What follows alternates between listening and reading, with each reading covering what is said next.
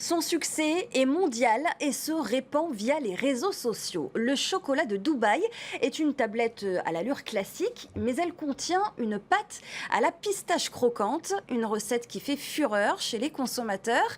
Et Tahiti n'est pas épargné par le phénomène. Des artisans et commerçants locaux surfent sur la tendance. Mère Teato les a rencontrés. Regardez. Des tablettes de chocolat fourrées à la pistache, c'est la nouvelle tendance au Fénois. Vendue entre 10 000 et 30 000 francs sur les réseaux sociaux à Berlin, la tablette est à 1 900 francs dans ce magasin d'alimentation. Malgré ce tarif, les clients sont nombreux. Certains ont attendu la première livraison depuis plus d'1 heure. J'ai vu ça faisait le buzz sur TikTok et tout. Et je me suis dit, pourquoi pas, je vais goûter. Avec ma petite, comme elle regarde trop TikTok, du coup elle a vu sur TikTok, elle a dit maman je veux. Du coup là je cherche. C'était déjà une idée avec mon équipe de chocolatiers. On s'était renseigné un peu sur les réseaux sociaux aussi.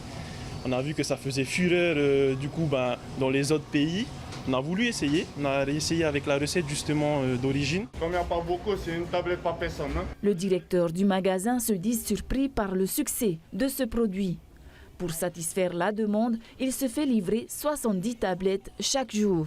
Demain, ça va faire 1 mois qu'on a lancé du coup la tablette. Et on ne s'y attendait pas du tout.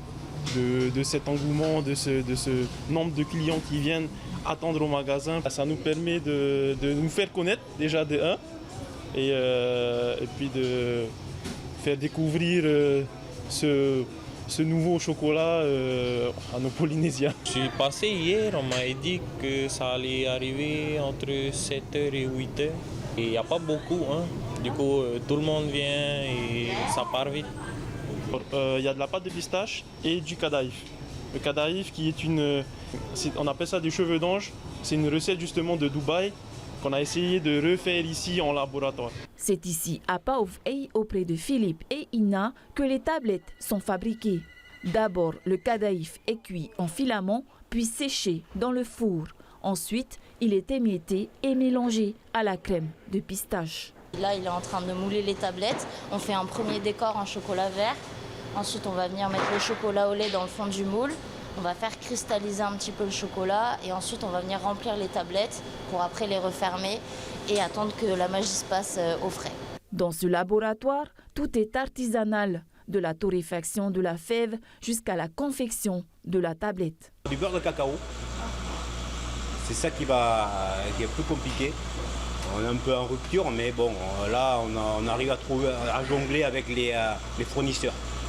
Et c'est le plus dur. Tous les chocolats qui sont dans les pâtisseries sont faits, c'est fait maison. Il n'y a pas de souci. Les cookies, qu'est-ce qu'il y a encore? Ah voilà, les fondants, les brownies.